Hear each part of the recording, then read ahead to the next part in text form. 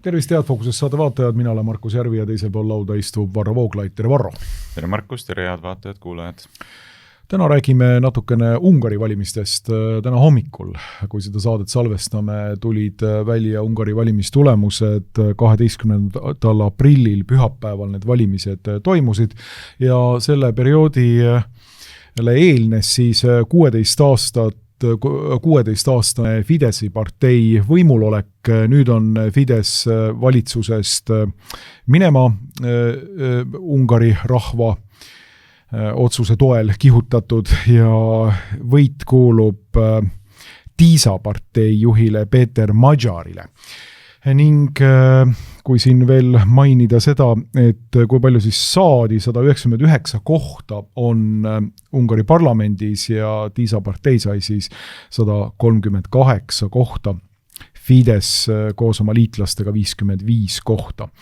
Nii et 2/3 enamus, mis peaks olema ka piisav selleks, et muuta Ungari põhiseadust jälle endale sobivaks, nii nagu seda tegi tegelikult Fides samamoodi, on siis ka nüüd sellel uuel parteil.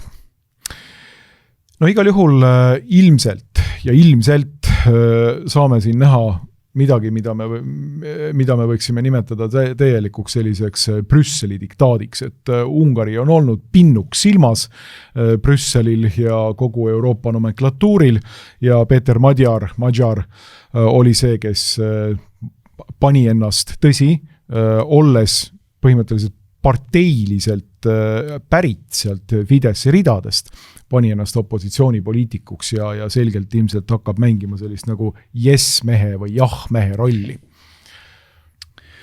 Jaa, võimalik.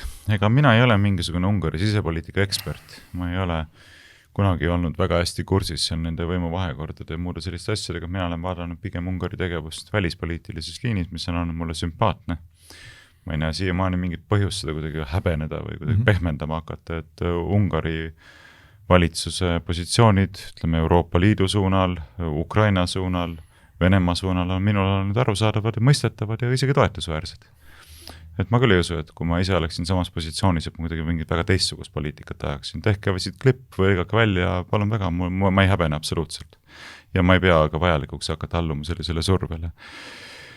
Palju rohkem on mind muuseas häirinud Ungari valitsuse positsioon, ütleme, Netanyahu kuritegeliku sionistliku režiimi suunal, mis on olnud täiesti kriitikavaba ja selline absoluutselt toetav ja kaasalöömine sellest Trumpi Peace, mis on see Peace Council of Peace, Council of Peace, eks ole, mis on põhimõtteliselt selline kaasa lõpliku okupeerimise ja oma mingisuguste juudi ärimeeste projektiks pööramise toetamine, et see on kõik olnud palju rohkem problemaatiline, aga see aspekt mitte. Nii et ma ei oska seda sisepoliitilist vastuolu väga palju kommenteerida, nii palju kui ma saan aru, on see, et nii palju kui ma saan aru, võib öelda, et ega see Magyar ei ole mingisugune otsene ideoloogiline vastane paljudes olulistes küsimustes võrreldes Fideshiga. Et ei ole sellist olukorda, kus nüüd tulid vasakliberaalid võimule, tõugates rahvuskonservatiivid võimult. Et pigem on siin ikkagi midagi sellist, nagu ma ei tea, lihtsustatult öeldes, ütleme, EKRE tõugati võimult ja asemele tuli Isamaa, eks. Et nagu sa eelnevalt juba osutasid, see Magyar on ju ise Fideshist välja kasvanud ja paljusid neid samu positsioone jagab. Immigratsiooni vastasuse osas, nagu ma aru saan, perepoliitika osas, nagu ma aru saan, mitmetes muudes olulistes küsimustes, mis on oluliselt leebem ja pehmem ja mõistvam ilmselt on siis selline suhtumine Euroopa Liidu poolsetesse nõudmistesse, ilmselt märkimisväärselt selline leplikum hoiak ka Ukraina poliitika suhtes ja ilmselt siis kuidagi distantseerunum hoiak suhetes Venemaaga. Et ilmselt on need nagu oluliselt eristuvad kriteeriumid, aga veel kord, ma ei ole piisavalt asjatundlik, et siin mingisugust ekspertarvamust väljendada. No ma olen lugenud mõningaid selliseid kommentaare Ungarist ja seal on küll öeldud seda, et Peeter Magyari ilmsiks tulek ja välja tulek Ungari poliitilisel maastikul on selgelt just nimelt sellise Ungari Euroopa Liidu suunalise poliitika muutus. ja kui soovid ja mainisid ka tegelikult seda juba, siis ka Ungari Venemaa diplomaatia ja sinna poole suunduva poliitika muutus. Et Ungari on ju olnud see, kes on andnud oma veto sellele kurikuulsale Euroopa Liidu 90 miljardile, mida plaaniti Ukraina korrumpeerunud režiimile anda. Orban pidas põhimõtteliselt need 90 miljardit, maksumaksja miljardit nii-öelda suure tammi taga Ungaris ja nüüd on siis vähemalt mõnede kommentaatorite järgi küll see olukord, et Peeter Magyar paneb need 90 miljardit ilusti nüüd teele ja seda vetot enam kohe kindlasti ei ole.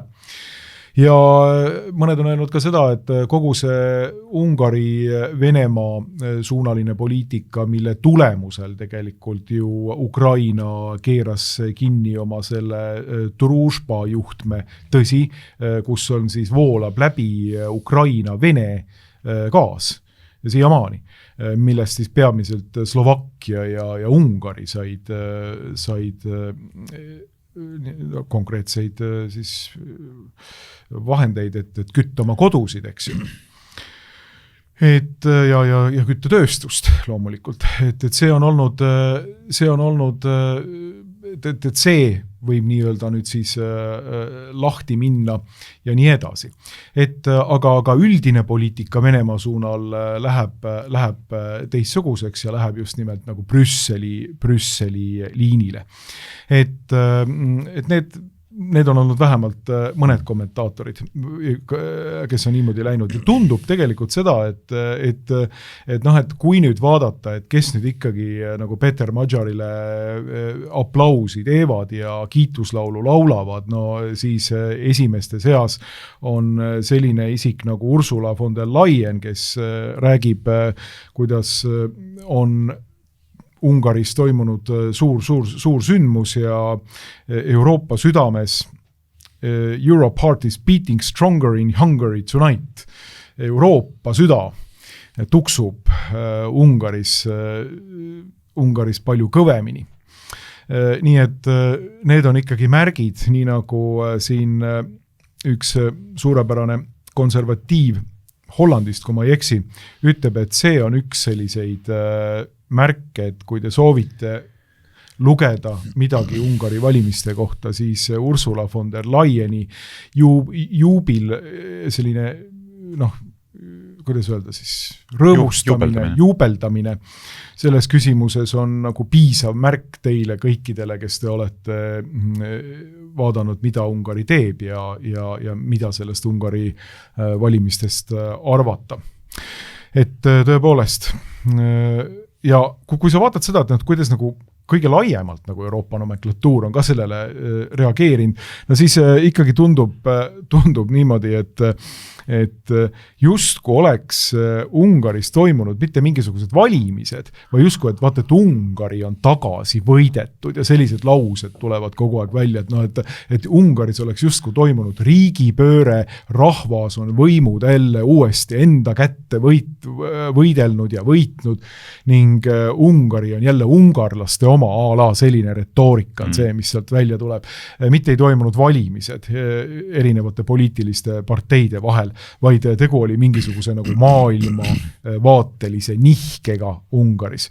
Et see tuleb sealt ilusti välja. Eks see tuleb välja ka see, et paljuski ei olnudki eesmärgiks ju mingit positiivset tulemust saavutada, vaid Orbani valitsus kukutada. 16 aastat on nad võimul olnud ja sellele olid kõik panused tehtud juba mitmetel eelnevatel valimistel, kui opositsioon ka ju koondus, et lihtsalt maksku, mis maksab, et saada sellest valitsusest lahti. Nii et see selgitab ilmselt ka seda retoorikat.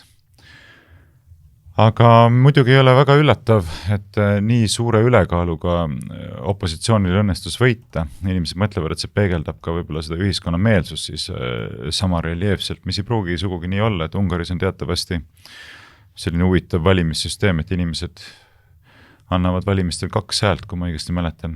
Et üks on siis oma regioonis, valitakse konkreetsest regioonis, 106 regiooni oli vist kogu Ungaris igast regioonist valitakse üks esindaja parlamenti ja teise hääle sa annad siis partei nimekirjale, kust hakkavad siis sisse saama nimekirja alusel inimesed nii-öelda üleriigilisest nimekirjast.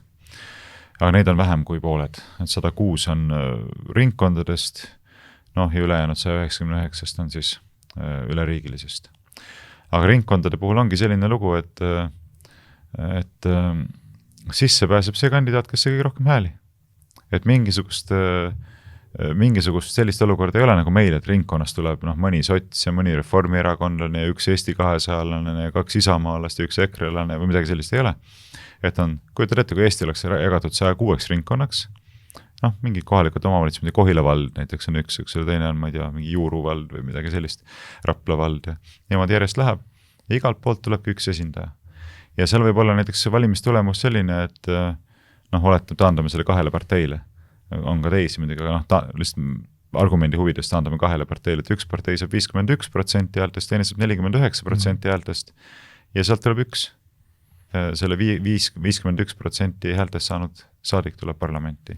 Võtame kõrval valla, kõrval ringkonna, täpselt sama olukord jälle, juba 2-0, võtame 3. valla, täpselt sama asi, 3-0, eks. Üks on saanud 3 kohta parlamendis, teine on saanud 0, olgugi, et häälte jaotus on olnud 49-51, eks. Nii et see selgitab seda, miks on võimalik saada selliseid väga suuri pöördeid ja väga ülekaalukaid võite. Siis on nagu põhimõtteliselt paralleelselt on nii majoritaarne süsteem kui ka siis selline meile lähedane valimissüsteem enam-vähem. Ja üleriigilise nimekirjana. Ja. Nii et on selline huvitav hübriidsüsteem, aga lihtsalt inimestele selgituseks, et miks on võimalikud sellised järsud pöörded, et tuleb uus partei ja võtab 2/3 häältest parlamendis, et Eestis me ei ole sellist asja nagu mitte kunagi näinud, eks, ja ilmselt ei saa ka mitte kunagi nägema, sest et valimissüsteem on lihtsalt põhimõtteliselt teistsugune. Aga ma ei mäletagi, kuhu sa oma jutu järgi jäid ja miks ma selle repliigina tahtsin sisse tuua. Igal juhul, siin on palju huvitavaid aspekte, muidugi võiks küsida ka seda, et miks siis selline valimistulemus tuli. Mul tuli meelde, mida ma tahtsin öelda, et asjaolu, et nii suur võimupööre on Ungaris üldse võimalikuks osutunud, näitab ju väga ilmekalt seda, et ei olnud mingisugust diktatuuri, millest siin kogu aeg räägiti. Et diktatuurilistes ühiskondades on valimiste protsess väga tugevalt võimul oleva seltskonna kontrolli all ja seda manipuleeritakse vastavalt vajadusele selliselt, et oma võimupositsiooni säilitada. Asjaolu, et Ungaris opositsioonipartei tuli ja võttis üle 2/3 kohtades parlamendis, lükkab ümber kõik need varasemad väited, justkui oleks Orban seadnud sisse Ungaris diktatuuri ja likvideerinud demokraatia. On ju nii? Tõsi, juba kõlavad siin erinevad seisukohad, mis ütlevad, et ilmselgelt võltsiti, eks ole, valimiste tulemusi, ega siis kuidagi muud moodi seda selgitada ei saagi. Mina ei oleks küll nii kindel selles, et see sedasi on. Et tegelikult see on selline tehnika, mis võimaldab tõsiste probleemide suhtes nagu silmad kinni pigistada ja hoiduda nende analüüsimisest. Aga ma arvan, et see pilt ei pruugi olla sugugi nii lihtne. Tegelikult ainuüksi asjaolu, et üks partei on olnud 16 aastat juba võimul, tekitab sellise olukorra, kus on väga lihtne koondada jõude, suhteliselt lihtne koondada jõude, et teda võimul kukutada. Sest et inimesed paratamatult väsivad ühe partei võimust mingi aja peale. Teiseks kasvab peale terve põlvkond uusi inimesi, kes ei teagi, milline oli see olukord enne, kui Fidesz võimule tuli ja sotsialistid olid Ungaris võimule. Et kõik need eelised, mis on Fideszil olnud, on järjest taandunud. Ja siin on mitmeid muid aspekte ka. Ega kui vaadata näiteks seda infooperatsiooni, mis valimiste-eelselt ellu viidi, kus paljastati Seartu telefonikõnesid Lavroviga ja ma tunnistan, ma ei ole kõiki neid läbi kuulanud ja kõik neid kajastavaid artikleid lõpuni lugenud, aga ma olen nagu diagonaalis lugenud, et mis seal siis nagu on, eks ole, tahaks ka nagu näha, et ise oleme ka siin Seartuga kokku puutunud ja kõrgelt hinnanud teda ja samamoodi, et kui jubeda riigi reetmisega seal siis nüüd oli ja nii palju kui mina nagu lugesin ja kuulasin, ma nagu midagi sellist ei näinud, mille puhul me peaks ütlema, oi nüüd tõusevad küll juuksed peast turri, et tegemist on välisministriga, kes suhtleb teiste hulgas Venemaa välisministriga. Eks meie inforuumis on see täiesti nagu kujuteldamatu roim, eks. Kuidas on võimalik, et välisminister on pidanud telefonikõnesid Venemaa välisministriga, et milline lubamatu tegu. Mina mõtlen, et aga mis siin imelik on? See ongi välisministri ülesanne. Suhelda kõikide riikide välisministritega, kellega on vaja suhelda, sellepärast, et selleks, et edendada kahepoolseid suhteid. Mida siis välisminister tegema peaks? Igat normaalne, õige asi. Aga mida ma jälle tahtsin, oli see, et on ju ilmselge, et viidi ellu nagu päris tugevad infooperatsioonid. valijate meelsuse kujundamiseks, sest et vaata siingi, pealkirjad olid ju vägevad. Kuidas ma ei tea, Siart on siin reetnud mingisuguseid riigisaladusi ja ma ei tea mida kõike, eks see tohutu roima toimepanud, kui hakkad sisuliselt vaatama, ma ei näe, mis seal nii väga hullu on. Aga need pealkirjad töötavad ja teevad oma tööd, nagu me teame. Aga nüüd küsimuseks jääb, et kust kohast sellised kõned tulid? Kust tulid? Ega ei ole, kas sinul on võimalik kuulata pealt Lavrovi ja Siartu telefonikõne? No ei ole. No praktiliselt kellelgi meist ei ole, eks. Kellel on? No need on eriteenistused, luureteenistused. Ja ilmselgelt neid ei lekitanud, ma ei tea, ilmselgelt ei saa öelda, aga suure tõenäosusega neid ei lekitanud, eks ole, Ungari enda eriteenistused. Nüüd tekib küsimus, et kelle eriteenistused neid siis lekitasid, et seda kampaaniat ellu viia. No hea küsimus. On need Ukraina eriteenistused, on need mingisuguste teiste Euroopa riikide, on need brittide eriteenistus, MI6 näiteks, aga lõpuks ei saa välistada, et Eestigi väike välisluureamet on saanud hakkama siin silmapaistva saavutusega ja andnud oma olulise panuse Fideszi kukutamisest võimult. Et need on need küsimused, mis minul nagu peas helisema hakkavad. Aga miks ma seda kõike mainisin, ma lihtsalt võtan oma jutu kokku, on see, et tegelikult oleks vaja ikkagi nagu mõelda sisuliselt nende asjade peale, et mis võib olla see, mille tõttu need valimised niimoodi kaotati. Et väga palju pööratakse tähelepanu nende Vene sidemete aspektidele ja millest ma just hetk tagasi rääkisin, Venemaa suunalisele poliitikale ja Ukraina suunalisele poliitikale. Aga ma küll ei välistaks, et väga olulist mõju mängib ka näiteks Orbani lähedus sionistliku režiimiga ja Trumpi ma ei tea, valitsuse või režiimiga, et agressioonisõda pidava valitsuse kohta võib vist režiimi ütelda küll. Et ma arvan, neid inimesi, kes näevad üha enam, kelle silmad avanevad ka selle sionistlik, neokonliku kuritegevuse suhtes, nende silmis ei ole sugugi see äärmuslik lähedus Trumpi ja Netanyahuga mingi tingimata plussmärgiga selline faktor. Ja nüüdki, eks ole, kus Vance käis viimastel päevadel enne valimisi Ungaris tugevat toetust avaldama Orbanile, muidugi ka seda võiks nimetada väliseks sekkumiseks, kui siin nagu välisest sekkumisest räägitakse. Ma ei ole sugu kindel, et see tingimata panustas valimisedusse. Täitsa vabalt ka olla, et see kahandas valimisedu.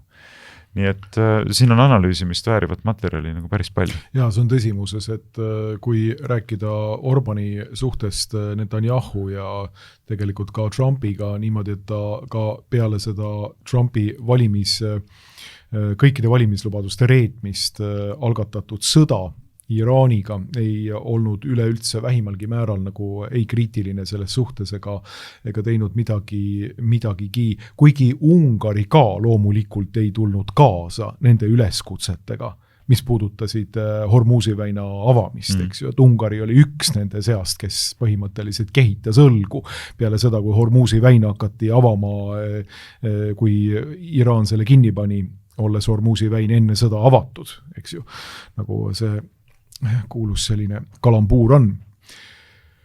Et tõsi, et üha nagu selgemaks saavas sellises geopoliitilises olukorras, kus ilmselt Ungari valijad ka võib-olla võivad mõelda, et kuulge, et aga lõpetage ära selline väga lähedane seos siin Trumpi ja Netanyahuga, siis võib küll ütelda, et ilmselt ongi niimoodi, et tegelikult nii mõnigi võis tänu selle tõttu tegelikult oma hääle pigem Madžarile anda, aga ma ei tea, et Madžar oleks selles küsimuses vähimalgi määral nagu eripositsioonil või mingisuguse radikaalselt erineval positsioonil, et see ongi see küsimus, mis sealt vastu vaatab. Aga fakt on see, et sellist kirglikumat toetajat ja liitlast Euroopas Netanyahul ei olnud, kui seda oli Orban. Seda peab tõe huvides ütlema. Ja ma olen seda mingil määral ka oma silmaga näinud, kui ma mõned aastad tagasi käisin näiteks seal Budapestis toimunud sellel CPAC-il, konverentsil, siis mulle oli see pilt ikkagi nagu ammendav selles mõttes, et mina sinna tagasi minna mitte mingil juhul ei taha, et see oli see Iisraeli presents seal oli ikkagi väga tugev. Nagu ikka väga-väga tugev, eks ole, et ei vaadata, mis asi see nüüd siin ikka täpsemalt nagu on, et mis konservatiivne kogunemine siin täpselt on. Et ma olen sulle ka varem rääkinud, juba varem selline mulje justkui oleks tegemist mingisuguse Mossadi ja CIA operatsiooniga, eks ole, et toome konservatiivid üle Euroopa kokku, paneme nad ühte saali istuma, pool saali on konverentsis, tagumine pool saalist on selliseid erinevaid bokse täis, kus on erinevad NGO-d ja valitsuste välised organisatsioonid, ilusate ülikondadega mehed, kes siis võtavad osalejatega privaatselt ühendust ja loovad sidemeid ja suhteid ja kutsuvad neid erinevatesse kohtadesse ja no ma mõtlesin, et oi, et kuhu ma nüüd sattunud olen, et noh, jah, jumal tänatud, ma nagu vaim tunnetab ära, mis värk see siin on, minuga võeti ka ühendust, konverentsi ajal võtavad mingisuguse foundationi mehed, eks ole, ühendust ja me märkasime, et teie ka siin osalete ja meil oleks väga huvitav teiega tutvuda, kokku saada, kas me saame kell see selle boksi juures teiega kohtuda, räägime ja juba hakkavad tulema ettepanekud koostööks ja kutsutakse. Ma kuulasin muidugi viisakalt ära ja ütlesin, et väga kena, et vahetasime kontaktinformatsiooni ja andsin selgelt mõista, et nagu minu peale ei ole mõtet erilisi panuseid teha. Ja see on suure tõenäosusega selline Marko Mihkelsoni ja Erik Niiles Krossi geneoloogia. Ja kuidas saavad poliitikutest nagu süsteemi inimesed, et selleks on oma metoodika olemas ja sinna pannakse nagu väga palju raha neid sellistesse üritustesse, et saada inimesed kohale. Aga mõtle, kui sa oleksid CIA-st või Mossadist, kuidas sa lood kontakte? Kuidas sa lood? See oleks väga hea meetod, teeme sellise üliuhke ja üliuhkelt võõrustatud konverentsi kusagil, eks ole, kutsume poliitikud üle Euroopa kohale ja siis nad on meil kõik koos seal õhtusöögid, mõllud, värgid, eks ole, ühes ruumis ja saame nendega töötada. Piisavalt palju agente on kohal, kes siis nagu ühesõnaga, ma ei tahtnud nagu sinna minna, aga lihtsalt mida ma öelda tahtsin, oli juba toona, ma sain aru sellest, et kuule, et see on mingisugune nagu ebaterve moment täiesti nagu olemas. Kahtlemata, aga ma arvan, et see ei ole nüüd see moment, mis oleks nagu kaalukeeleks olnud siiski seda mitte, Ungari valimist. Seda mitte, aga mida ma öelda tahan, oma jutu lõpetuseks on see, et tegelikult ka konservatiividel teistes riikides tasub mõelda, et kui sa paned kõik oma kaardid Trumpi administratsioonile ja Iisraeli toetamisele ja arvad, et see sulle toob edu, siis ma oleksin väga kahtlev selles osas. Praegusel ajal, kus väga paljud inimeste silmad avanevad ja näevad, et noh, ütleme see, mida sionism endas praegusel hetkel paljastunult kujutab, on ikkagi väga sügavalt kuritegelik projekt väga suures mastaabis. Ja öelda, et toetada Iisraeli, mis on põhimõtteliselt terrorirežiim, see on väga tõsine poliitiline taak tulevikus, kahtlemata. Mõttekoht, mida ma tahtsin öelda, ma ei tahtnud muud öelda, et Ungari kogemus võiks mingit pidi olla mõttekoht laiemalt konservatiividele Euroopas. Küll aga nagu Orbani ja poliitikat vaadates ja Siarto nagu väljaütlemisi vaagides, siis tundub küll, et nagu Orbani Fides ja Siarto ka muuses, kellega on objektiivil tehtud 2 intervjuud, otsige üles Peeter Siartoga tehtud intervjuud, need on ilusti olemas, tõlgitud eesti keelde ja inglise keeles ka, kes valdab seda keelt saab vaadata ja kohe saab aru. Ja sa mainisid siin Siartot, eks ju, ja tema nii-öelda seda suurt Vene skandaali, mille Politico üllataval kombel jälle Politico, eks ju, alustas. Noh, tuleb kohe ette meie eelmiste valimiste eelne Prigožini skandaal, mille Politico alustas ja mille loomulikult Luige meedia selline peamine löögiüksus Eestis üle võttis. Absoluutselt, muidugi sama. See, kes praegu rääkis Siarto skandaalist, rääkis eelmiste valimiste eel meil siin Prigožini skandaalist. Muidugi, elementaarne. Uuriv ajakirjandus, ehk siis põhimõtteliselt sellise nii-öelda ega selle luurega mingisugust seost ei või olla, mis arvad? Ei ole. Ehk siis selline eriteenistuste nii-öelda nagu tööliin, võiks seda öelda. Politico ja sealt edasi kõik nii-öelda siis vastavad väljaanded. Eriteenistuste avalike suhete osakond. Ja, avalike suhete osakond, oleme täpsed. Aga Siarto ja Orbani poliitikat vaadates võib nagu ütelda, kui kõige lihtsamalt seda kokku võttes, võib ütelda, et Siarto ütleb ka selle korduvalt välja. Et meie töö on teha asju Ungari ja ungarlaste huvides. Nii. Nüüd on siis Ungari andnud sellele oma hinnangu, eks ju, aga Siarto ütleb ka, et tal ei ole mitte mingitki häbi käia rääkimas ükskõik kellega. Nii, kui see on Ungari huvides. Võib ütelda, et see võib-olla natukene nagu isegi nagu selline rahvusoportunistlik lähenemine, eks ju, aga ei, tegelikult see on väga hea positsioon. Kui sa oled välisminister, siis sa helistad Lavrovile, eks ju, eelkõige olukorras, kus sinu enda maa energeetika sõltub sellest näiteks, kas sul on head suhted Venemaaga või mitte.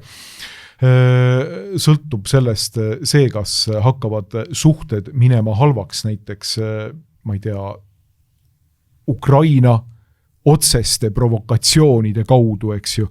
Kas sõltub asi see, kas ungarlaste raha voolab Ukrainasse selle asemel, et see jääks Ungarisse ja nii edasi.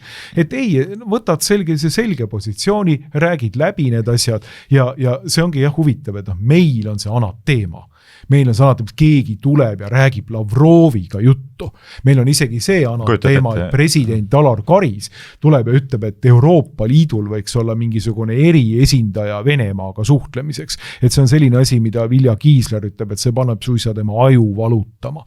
Et see on täitsa uskumatu asi, et sellist asja ei tohiks üldse Eestis välja üteldagi sellist plaani. Aga ei, seal nagu vaadetakse täiesti külma sellise poliitilise, diplomaatilise rahuga, me räägime kõigega. Me teeme koostööd igal pool. Ja ma tahaksin uskuda, ma küll ei tea, kas see on seda, aga ma tahaksin uskuda, et see umbes sarnane positsioon on võetud siis USA ja Iisraeli suhtes, mis on väga huvitav selles mõttes, et Ungaril vähemalt Fideszi võimuloleku ajal olid ka väga head suhted Türgiga. Ajalooliselt see ei ole loomulikult niimoodi olnud, aga Türgi teatavasti on nüüd järgmine maa, kelle peale põhimõtteliselt Bibi Netanyahu käsi hõõrub ja ütleb, et see on nüüd see asi, mis tuleks ka ära lõpetada. Türgi on muidugi väga tõsine pähkel, on NATO riik ja oma areaalis üks võimsamaid ja üldse NATO riikide seas üks võimsamaid teiseks võimas militaarjõud üldse. Nii et see saab olema natukene raskem pähkel, eks ju, aga väga selgelt on Netanyahu režiim, terrorirežiim võiks öelda, praegu Liibanoni pommitav terrorirežiim, põhimõtteliselt ikkagi väljendanud oma sellist kavatsust tulevikus, kui nüüd Iraaniga on asjad ära nagu aetud, hakata võtta Türgi ette. Ja võtta Erdoganit ja selle sama Türgiga jällegi täpselt sarnastest nagu sellistest vägagi asistest suhetest lähtudes oli Ungaril vägagi head suhted. Seda kinnitas muuseas Siarto ka.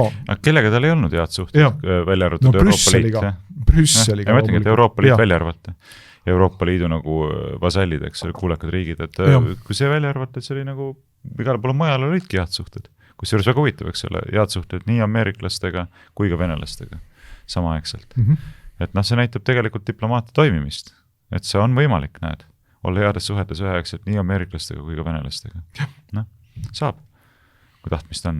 Aga ma arvan, et see, mida nüüd hakkab toimuma, on see, et need välispoliitilised prioriteedid muutuvad täiesti, Ungari muutub selliseks, ma lihtsalt arvan seda, et kõikidest nendest suurtest rõõmuhõisetest, mis Euroopa koridoridest on saabunud ja tulnud, arvan, et see poliitika nüüd täiesti muutub.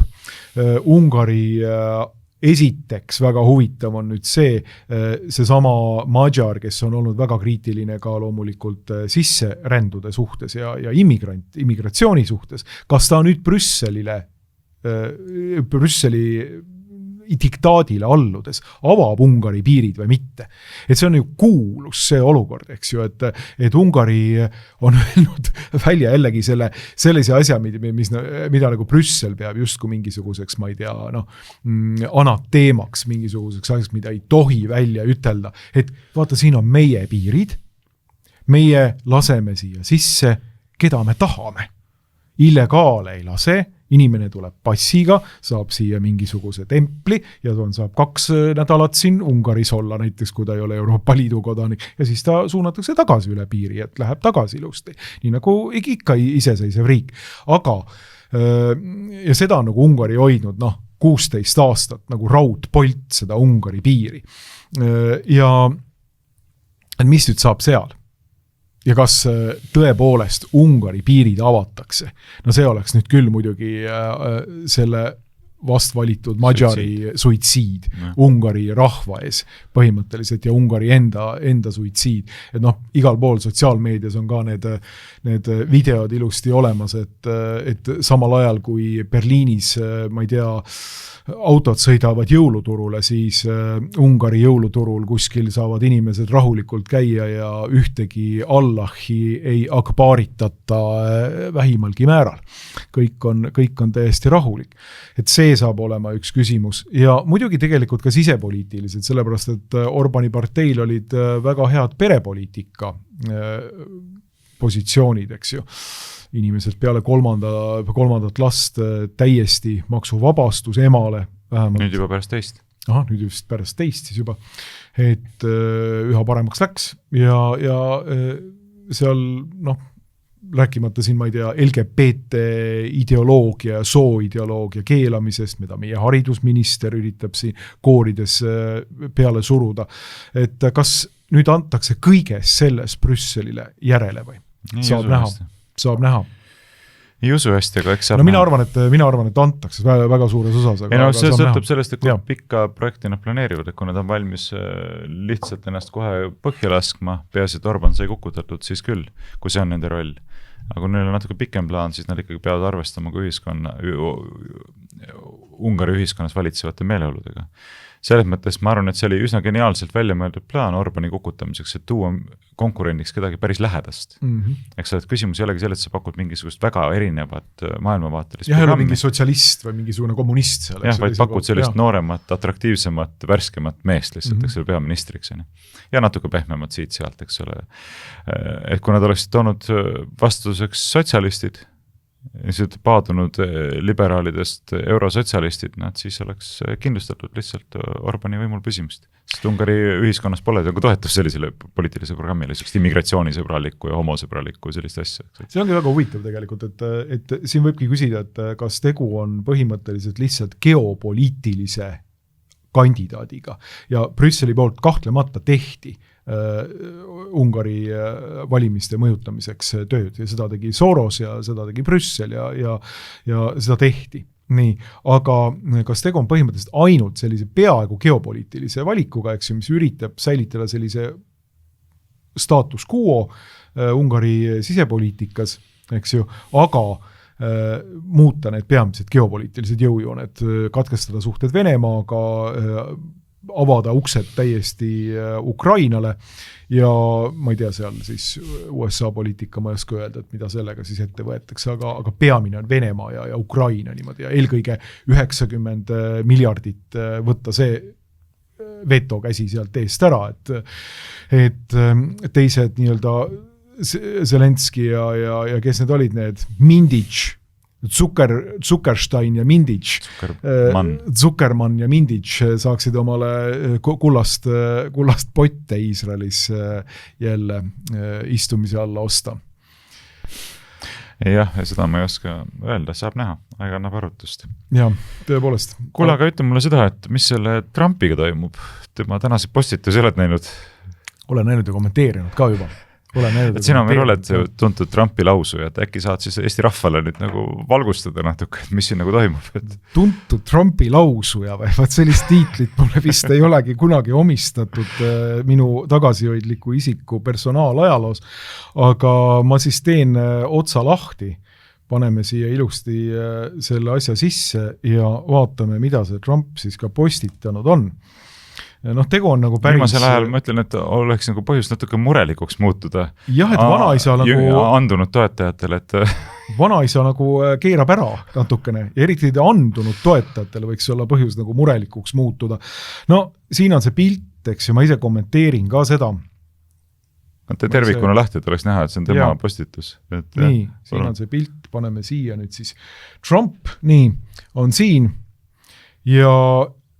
ta ei ole mitte keegi muu kui selline Messias, Jeesuse kuju, Jeesuse kuvandiga niimoodi, Messias. Ja see siin, see härrasmees, keda ta siit ka kas surnuist üles äratab või jalutuk jälle käima paneb või vatud andeks annab, ei tea, mida ta teeb. Keda ta sulle meenutab? Meenutab ühte kurikuulsat vennikest, nimega Jeffrey Epstein, ma ei tea, kuidas teil on, näete siin inimesed palvetavad, et oi, kui tore on niimoodi.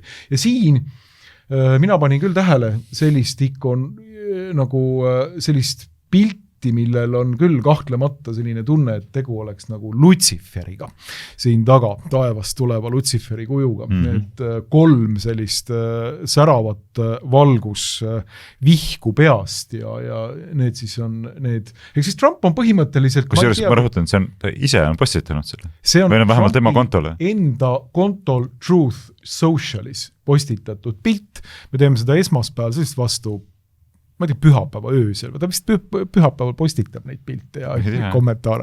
Aga see oli siis nagu nädal peale Jeesuse Kristuse ülestõusmist läänekristlastel ja idakristlaste ülestõusmist pühal tuleb selline pilt, et just kui nagu te aru ei ole saanud, tavaliselt on siin Jeesuse nägu, eks ju, et siis on nüüd Trump on see, teie messias, teie päästja ja selle peale võib nüüd küll ütelda, et ma ei teagi, et kas nüüd on nagu vanaisal ikkagi ülemine korus lõplikult läinud ja tuleks mees suunata magusa pudru peale või mis siin nüüd nagu lahti on ikkagi läinud. Ma ei tea, sina oled ka üks kuulus Trumpi lausu Eesti avalikus ruumis, et võib-olla selgitad meile, härra Vooglaid. Ei, ma arvan, et siin peab päris ekspertide poole pöörduma, mina ei ole kaalunud Trumpi lausu, aga ennastki huvitab, et kuidas seda nüüd siis nagu meie Trumpi eksperdid lahti mõtestaksid. Et mis meile nüüd öeldakse, see on siis, et siin on teie jumal ja päästja või? Et ärge esitage küsimusi, vaid laskuge põlvili ja palvetage. Ja kiitke ja tänage. Et vaata, see ongi see, et ühelt poolt tekib selline tunne, et tahaks lihtsalt ütelda, et kuulge, see on nüüd, tähendab, et kui see oleks nüüd kuskil selliste poorealuriste maaga kultistide lehel avalikustatud, eks ju. Siis võiks ütelda, et okei, nii. Ära pööra tähelepanu. Ei, ärme pööra tähelepanu, aga see on USA jõus ja võimus oleva presidendi enda postitus. Et ausalt öeldes sellist pulli poleks osanud oodata nagu kelleltki teiselt seal eelnevatest nii-öelda kõikvõimalikest vabamüürlastest ja satanistidest, kes seal toolil on istunud.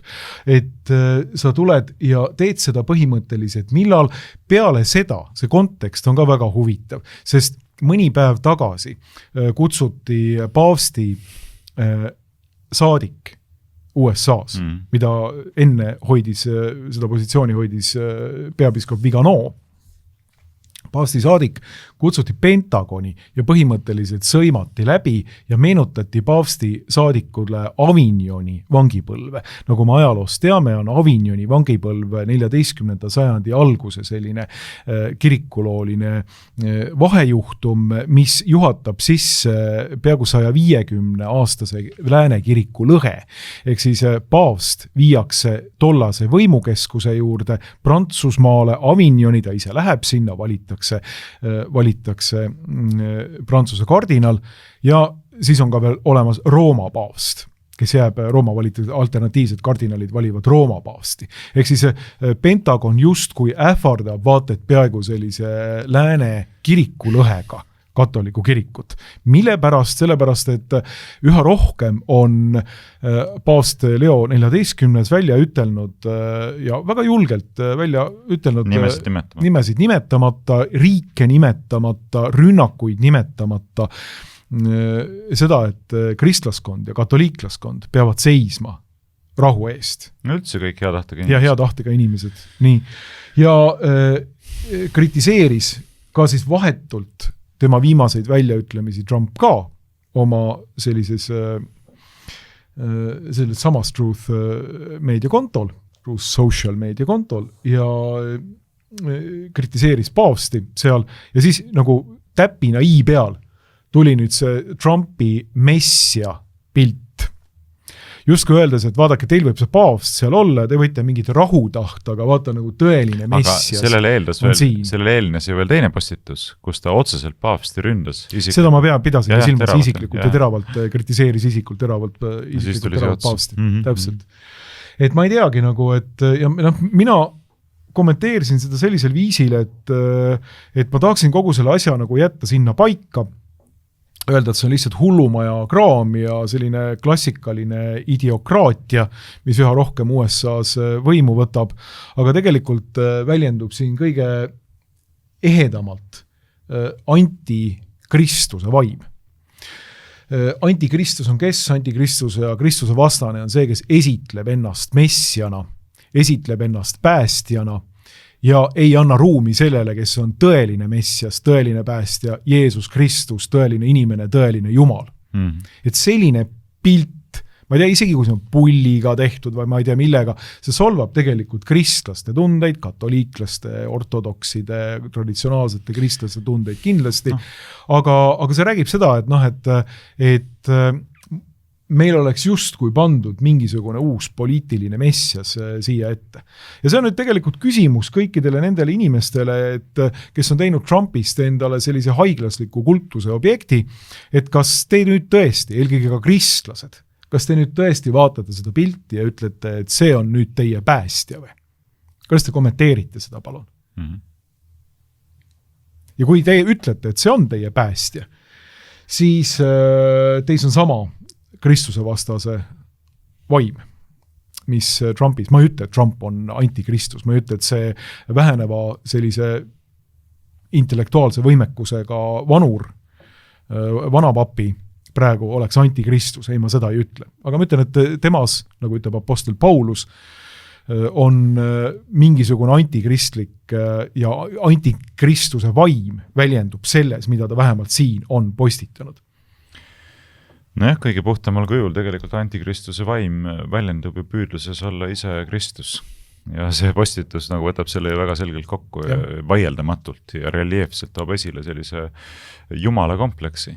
Et mingit pidi see ongi ju see kõige esimene mässu ilming, eks, et non serviam. Et kus Lucifer ütleb, et mina ei kuuletu ega allu, sellepärast, et ma tahan ise olla jumal, eks. Kõige kõrgem, ei allu mitte kellelegi. Ja see on jumala kompleksi selline, prototüüp, millele vastavad väga paljud muud, väiksemad jumala kompleksid, eks ole, ja põhimõtteliselt, kui inimene postitab endast pildi, kus ta portreteerib ennast messiana, jumala pojana või jumala endana, jumala poeg ongi jumal ise, siis on võimatu minu mõelest eitada, et siin meil on tegemist jumala kompleksiga, ütleme nartsissismiga, mis on kasvanud sellisele haiglaslikule tasemele, et on saavutanud jumala kompleksi vormi. Tavaliselt sellised inimesed pannakse hullumajja. Ja see on hullumeelsus. Ja see on hullumaja kraam. Psühhoneuroloogia haigla materjal. Ja mina olen seda kogu aeg öelnud, et minul ei ole kunagi olnud Trumpi suhtes mitte mingisugust muud hoiakut kui see, et ma olen äraootaval positsioonil. Mõõdukalt optimistlik, sama skeptiline. Ma ei usu, et ma tean ju Trumpi esimest ametiaega ei toonud see mingisugust märkimisväärset pööret Ameerika Ühendriikide süvariigi lammutamise näol ega soo kuivendamise näol. Ei, ma ei usu sellest, et tuleb üks mees, kes nüüd radikaalselt muudab Ameerika Ühendriikide kui sellise hiiglasliku poliitilise masina toimimisteks. Ma pole sellesse kunagi uskunud. Aga mõõdukalt optimistlik ikka olen. Mina samamoodi. Äkki tuleb midagi, et kui mees ütleb, et ma lõpetan Ukraina 148 tunniga, ma tean, et see on põhimõtteliselt võimalik, siis mine tea, vast halvemaks ikka ei lähe. Aga mis tegelikult on juhtunud? Pean tunnistama, et olen petta saanud. Ei ole mingit Ukraina sõda lõpetatud. Kus see sõda lõpetatud on, eks? Kestab rahulikult edasi. Mis rahulikult? Väga mitte rahulikult. Aga lisaks sellele on algatatud ka uus agressioonisõda, eks, Lähis-Idas. Nii et risti vastupidi antud lubadustele. Ja ma ütlen, minu positsioon on selles mõttes nagu väga lihtne ja minu arvates ka nagu ratsionaalne, et mul ei ole mingisugust, ma ei tea, affektsiooni selle isiku suhtes. Ma ei pea teda kuidagi enda mingisugust usukultuse juhiks, keda ma pean igal juhul kummardama, et tema isik ongi kummardamise objekt, et sõltumata sellest, mida ta teeb või ütleb, eks. Ma ikkagi lähtun sellest, mida ta teeb ja mida ta ütleb. Ja kui mees ülestõusmises pühade hommikul ähvardab, eks ole, põrgu valla päästa, ja ähvardab totaalse hävinguga, eks ole, ja siis ähvardab tsivilisatsiooni hävitada, kui ta otse avalik genotsiidi ähvarduseks. Siis ma ei saa lihtsalt muud ütelda kui seda, et mina lihtsalt teeb kristlasena ja lihtsalt ikkagi elementaarselt toimiva südametunnistusega inimesena ei saa sellist asja toetada. Sest see, ja ma ütlen, et nüüd juba see võtab hullumeelsuse vormid. Mees postitab ise endast pilte jumalana. Mind lihtsalt paneb juba antropoloogiliselt huvituma see küsimus, et kaua inimesed nagu jätkavad seda kultuslikku kummardamist, ütled, ei, see kõik on õige ja hea asi, kes aru ei saa, et need on meie vaenlased, eks ole. Umbes nii, et ma mõtlen, ja ma mõtlen, poliitilisse liikumise mõttes on ka see ohukoht, et see, mida kauem sa haagid ennast sellise asja külge, seda suurema tõenäosusega lähed koos sellega põhja. Eks kui nüüd näiteks Iraanis ikkagi alustatakse lauspommitamist, vaippommitamist, Iraani vaippommitamist või kuni viimases astmes pannakse käiku isegi tuumarelvad ja sa ikka veel õigustad seda kõike, siis sa lähed koos selle laevaga põhja, ma ütlen sulle. Nii et siin on mõttekoht üle Euroopa erinevatele konservatiivsetele liikumistele, kes on olnud niisugused tugevad Trumpi toetajad, et see ei ole üldse naljakoht, see on väga tõsine koht, ma mõtlen mitte ainult nende inimeste vaatepunktist, keda surnuks pommitatakse, vaid ka isegi kohaliku poliitika vaatepunktist. Ja, absoluutselt, ja ma ütlengi, siin nagu võiks nagu teha, et nagu õlleklaasi kõrvale võiks ütelda, et kulge, vanade pulli lihtsalt, eks ju, et noh, et mees teeb lihtsalt pullile, teeb selliseid asju, eks ju, aga ma arvan, et see ei ole seda. Ma arvan, et see ei ole seda. Ja tegelikult, kui me vaatame, kuidas nagu Trumpi on suhtutud, kas ma tohin selle vahele segada? Hästi lühidalt. Et aga siin ma küsis ka, mida tähendab teeb pulli? Et sa ähvardad genotsiidiga. Et mis pull see siis selline? See on kaugel sellest. Portreteerid ennast jumalana, et mis nali see selline on? See on kaugel sellest. Ma ütlengi, et see on väga kaugel sellest, et justkui tekib kiusatus selle, et ütelda, et kuule, et vana on natuke segi peast, et las ta müttab seal, aga nii kaua, kui magusa pudru peale läheb.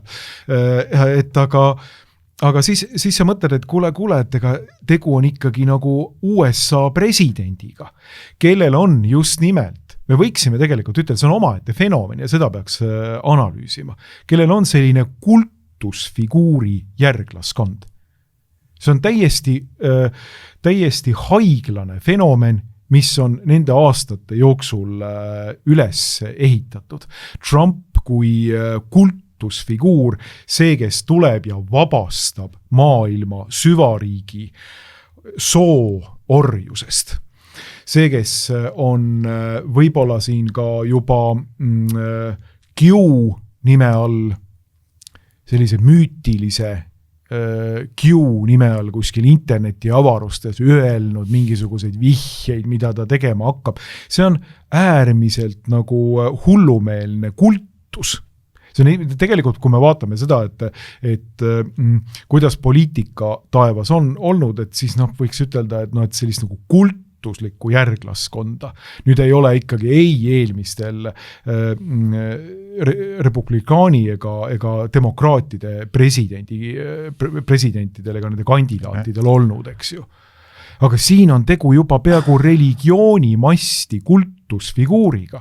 Ja see nüüd tuleb nagu kõikidel inimestel, kellel vähegi natukene on ikkagi nagu mõistus säilinud, kes ütlevad, et A ei ole B, vaid A on ikkagi A. Et kui ta on rääkinud sellest, et ta ei algata kunagi Iraani vastas sõda või ta ei algata neid Lähis-Ida konflikte, et see on hullumeelne töö, et kui ta algatab need, et see on valimislubaduste petmine, see on süvariigile täielik kapitulatsioon ja et see mees on petnud oma enda toetajaskonda ja seda on nagu tema toetajaskonna kõige mõistlikum osa loomulikult juba aru saanud.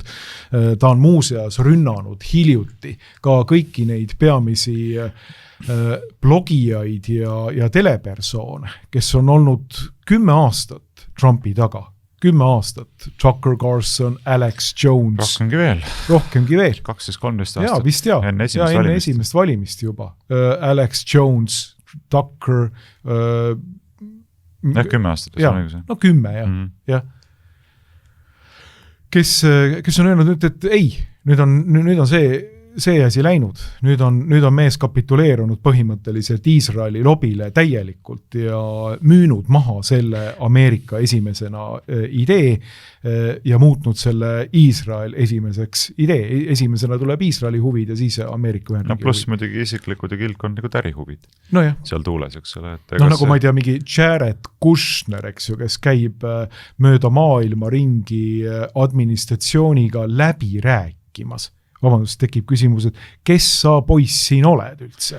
Ma mõtlengi, et kui ma oleksin ameeriklane, ma mõtleks küll, et mis meil siin toimub, nagu, et kui näiteks viimati mehed käisid Kremlis, eks oli Kushner, siis oli Witkoff ja kes see kolmas mees oli, kellel kasusid 3 juuti, lihtsalt lähevad ameeriklaste nimel Kremlisse läbi rääkima, eks. Lihtsalt mõtlen, aga vabandust, et miks 3 juuti lähevad?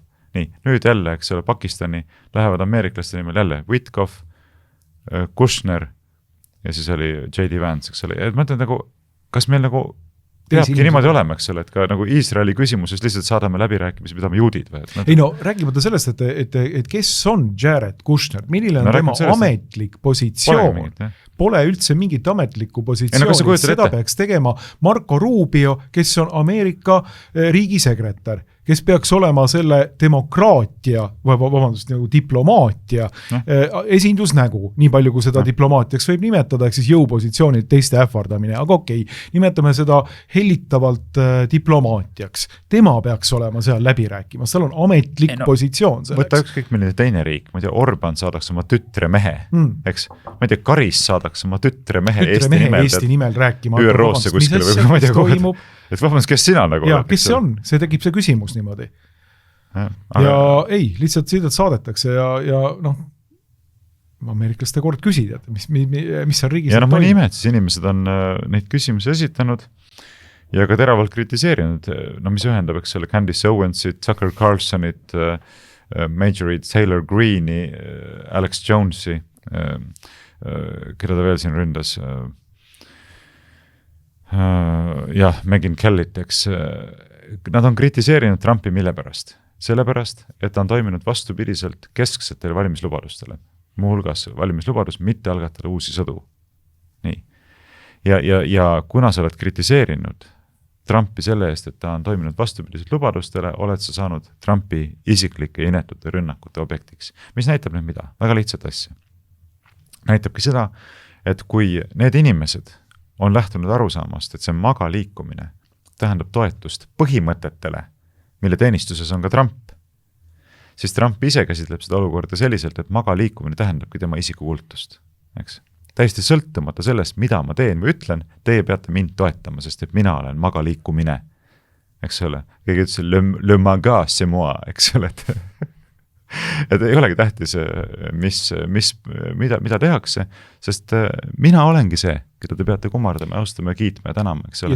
Mis on perverssus. Perverssus ja see on poliitikas eelkõige selline asi, millest tuleks lahti saada ka konservatiivsel tiival. Absoluutselt. Sellepärast, et konservatiivsel tiival samamoodi nagu poliitikas üleüldiselt, me võime ütelda seda, et kui me vaatame sellist juhti kuskil, siis ainus, mida me võime temast ütelda, on see, et ta on nende välja käidud eesmärkide ja printsiipide teenistuses. Ja kui ta ei täida neid printsiipe, siis ta ei vääri mingit toetust. Tema isik ja kogu selle isiku väärikus poliitikas sõltub sellest, kas ta on tõepoolest neid ideid, ideaale, printsiipe täitnud või mitte. Just. Ta on vahend, nagu ka erakond on vahend millegi endast kõrgema täitmiseks. Ja kui ta ei ole seda, siis tuleb ta hüljata, nagu tööriist, mis ei tööta hästi. Vastasel juhul oleme isikukultuses. Isikukultuses, ma ütlen, kui me nagu taandame selle jälle mingisugustele algpositsioonidele, siis me näeme, et vastasel juhul me mingit pidi nagu siseneme satanismi. Sest et vaata, kui sa vaatad jällegi seda algolukorda, eks ole, kus on lutsiferiaanlik probleem. Mis teeb Lutsiferi austusväärseks, kummardamisväärseks, kõrgeks olevuseks? See, et ta teenib endast kõrgemat. eks. Sel hetkel, kui ta ütleb, ma ei teeni mitte kedagi, vaid mina ise olengi see, keda peab teenima ja kummardama, on meil tegelikult lutsiferiaanlik olukord selles mõttes, et see on langemine. See sama siin. Jah. See mees siin üle. Aga lihtsalt, et veel kord, et mida ma öelda tahan, et sel hetkel, kui me ei ole enam koondunud ühiselt oluliste ja tõeste põhimõtete ümber või inimese ümber, on meil tegemist väga tõsise, ma ütleks isegi nagu ontoloogilise probleemiga. Ja. See ei ole lihtsalt siin üks konkreetne isikukultus, vaid sellest vaatab vastu veel väga palju sügavam probleem. Ja see tuleb nagu läbi näha ja seda tuleb nagu arvestada. Ja muuseas, mis puudutab seda rünnakut, Trumpi rünnakut, Candace Owensi, Tucker Carlsoni ja Megyn Kelly suhtes, Alex Jonesi suhtes, siis süüdistas neid low IQ people, eks. Et no, sa võid nende kohta öelda, mida iganes sa tahad, aga nad ei ole rumalad inimesed. Et no, ausalt öeldes, kui sa paned võrdlusesse süüdistaja ja süüdistatava, siis nagu ma ei ole kindel, et need süüdistatavad on need, kelle kohta seda on adekvaatne ütelda. Olgem ausad jällegi, me ei pea nagu üritama siin mingit maski kanda, et kui sa vaatad Trumpi enda avaldusi, et oled siin midagi nagu näinud, mis räägib silmapaistvast intellektist, et no ma ei tea, mina ei ole. Ma ütlen ausalt, aga võib-olla ei peagi olema, et eks ole, kui sa kogud enda ümber nagu väga nutikad inimesed ja seisad õigete põhimõtete eest, sa ei peagi tingimata olema nagu kõige intelligentsem inimene ruumis. Eeldusel, et sa oled aus, põhimõttekindel, vapper ja nii edasi, see on muud kvaliteedid, eks. Aga kui sa hakkad teisi süüdistama madalas IQ, siis paratamatult hakkab aktualiseeruma küsimus sellest, et kuidas sinu enda IQ-ga lood on, et kas kõik need genotsiidiga ähvardamised ja ülestamispühade hommikul roppuste tiražeerimised, no ei anna tunnistust, ma ütleks ausalt nagu eriti kõrgest IQ-st, kuni sinnamaani välja, et sa ütled, et Candace Owens on palju ebaatraktiivsem kui Prantsuse esileedi. Jääme lugupidavalt eriarvamusele selles küsimuses. Maitsed on erinevad. Mulle maitsed on erinevad. Selles mõttes ei saa eitada, tõepoolest maitsed on erinevad. Aga ütleme halb maitsega. Aga ütleme niimoodi, et minule mehed ei meeldi neid. Et kui on kahtlus, et keegi võib olla parukaga mees, siis ma ikkagi väga suure tõenäosusega hoian temast ikkagi nagu meetrite kaugusele, et ma ei kavatse tema vahetusse lähedusse küll ennast sokutada kuidagi rääkimata, et sellest, et ma avastaksin, et ta on kuidagi väga atraktiivne. Aga kui sina näiteks lausuksid, et ütleme mõni mees, kes presenteerib ennast naisena, on sinu jaoks tunduvalt atraktiivsem kui silmapaistvalt kena väikeste laste ema, kristlane selline, et siis mul tekib sinu suhtes mitte enam küsimus, kas sul on intellektuaalne probleem, või mul tekib veel mitmesuguseid küsimusi. Mingisuguseid muid probleeme võib juba olla. Ja. Päris siukseid. Aga mis ühendab loomulikult kõiki neid, keda sa siin mainisid, Tuckerit, Alex Jonesi, Candace Owensit, teisi veel, väga paljusid arvamusliidereid konservatiivsel väljal, keda Trump on rünnanud, Thomas Massey, Marjorie Taylor Greene ja teised poliitikute seast. Nii, ühendabki see Rand Paul, just, siis Ron Paul, kes on selgelt kritiseerinud Trumpi, kelle osas hiljuti tuli just välja selline nii-öelda propagandist nagu Mark Levine, ütles, et Ron Paul kes, nii, selle peale võiks küsida Mark Levine'ilt, et vabandust, kes teie selline olete siin? See mees on grand old man, niimoodi, et USA poliitika libertaarliku liikumise selline, isa, kes olid maaga positsioonidel samal ajal kui Trump veel vahetas naisi ja käis Epsteini pidudel. Tema kaitses neid positsioone juba senatis. Trump olis presidenti saanud omal ajal. Täpselt, ja koos Buchananiga, Patrick Buchanan ja Ron Paul, selline nagu tõeline kullaproov USA poliitikas. Massey praegu täidab seda tühimikku täpselt niimoodi ja kuidas on rünnatud Massit ja teisi nagu alatult lihtsalt isiklikul tasandil Trumpi poolt. Massey oli see mees, kes ütles, et ei, ma tahan neid Epsteini faile saada.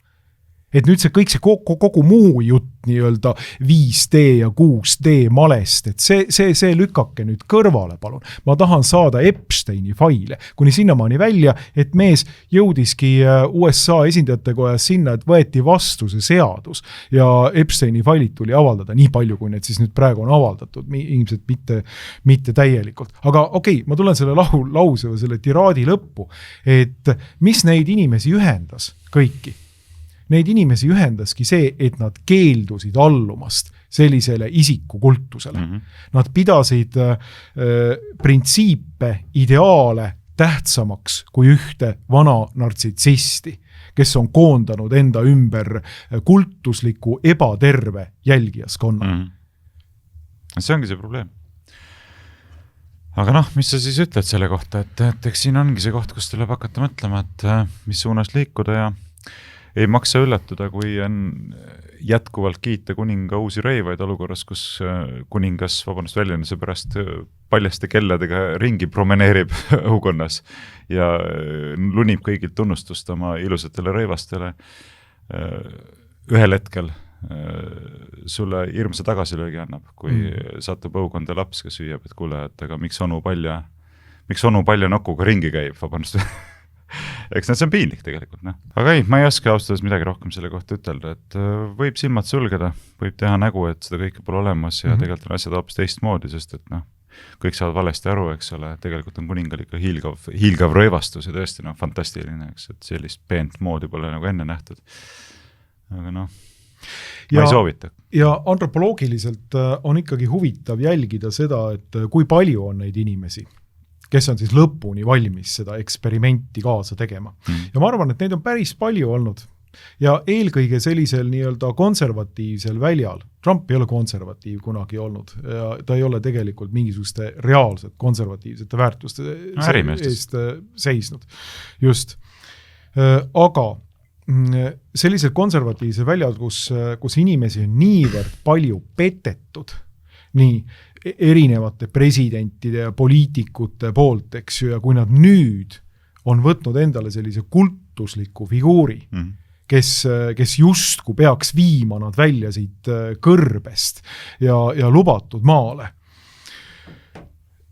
siis see on nüüd suur avastamine konservatiivsele liikumisele või sellisele kuidas öelda, süsteemivastasele liikumisele USAs, aga Euroopas ja igal pool mujal, kusjuures Eestis ilmselt samamoodi, et me ei saa sellist kultuslikku jälgimist anda inimestele, me peame olema pidevalt kogu aeg valvel printsiipide suhtes, ideaalide suhtes ja olema valvel tegelikult ka seal, et kui on vaja kritiseerida kedagi, siis lihtsalt avalikult seda ka teha. Et mitte jätta see tegemata.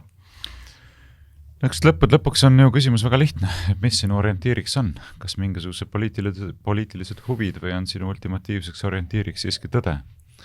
Ja kui on tõde, siis tuleb asjadest rääkida nii, nagu need on.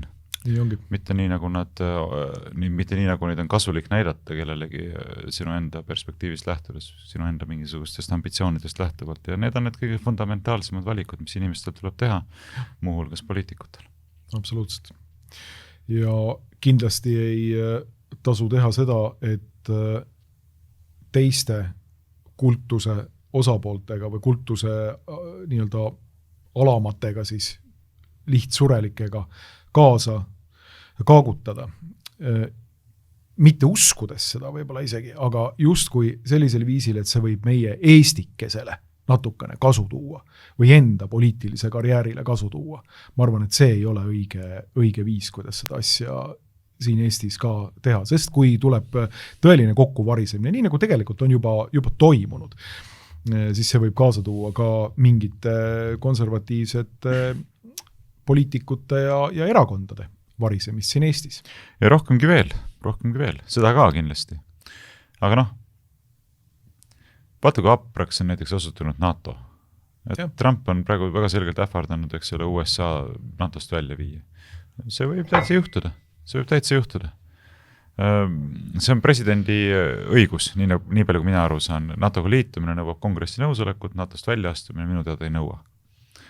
ma peaksin veel seda kontrollima, aga nii ma olen asjast aru saanud, et on tehtud sihilikult niimoodi, et sisseastumine oleks keeruline, väljaastumine ei ole keeruline. Nii et president võib põhimõtteliselt NATO-st välja? Minu teada võib, jah. Minu teada võib. Et parandage mind, kui ma eksin ja ma ei pane seda üldse pahaks, ma praegu ütlen seda mitte täie veendumuse pinnalt, aga minu teada on see presidendi täitevvõimu otsus. Ja kui ta selle otsuse peaks tegema, näiteks kui ei minda talle Iraani sõtta appi, legitimeerima seda, eks ega tal mingit muud abi ju vaja ei ole, no mis abi saab pakkuda Briti armee või Prantsuse armee või rääkimata Eesti armeest. Me saame legitimeerida seda agressiooni, seda oma osalusega, eks ole, ja näidata, et me tegelikult allume nõudmisele ja oleme kuulekad. Seda saab teha.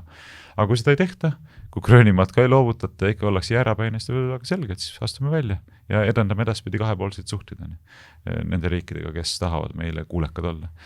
Siis me näeme, et väga hapraks osutus see organisatsioon, mis pidi olema meie julgeoleku tagatiseks igavesest ajast igavesti.